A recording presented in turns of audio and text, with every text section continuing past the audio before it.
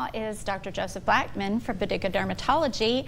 And Dr. Blackmon, we've been working through skin care. We've talked about cleaning our face. We've talked about retinol and other things to help those fine lines. So now let's dive into Botox and fillers. Okay. All right, so our people want to know who's a candidate for Botox or fillers. Okay, well, we could kind of maybe start with Botox first. We all know it. It is a brand name.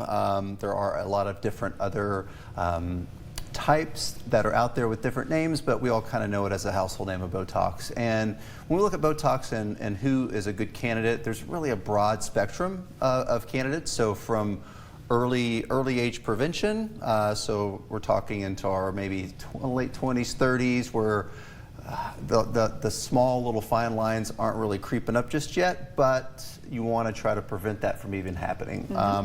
All the way into our 70s, our 80s. So we have really a broad range of patients who are candidates.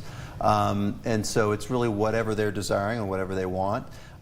Typically there are a few things, like if you're pregnant, if you have some medical diseases, myasthenia gravis, a few other things you'll definitely want. We'll kind of pre-screen you to make sure those would be people who aren't candidates at that time for it. But something that we can definitely look at.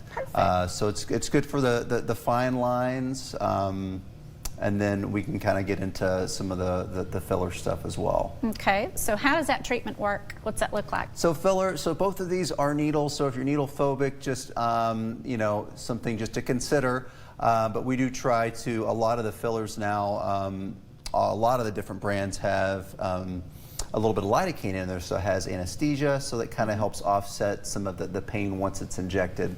But really, I think the whole paradigm shift over the last few decades has been, you know, where we used to inject, and we still do inject fillers, you know, around the lips, the perioral areas where we get the little lines, even here, these you know, melolabial folds here.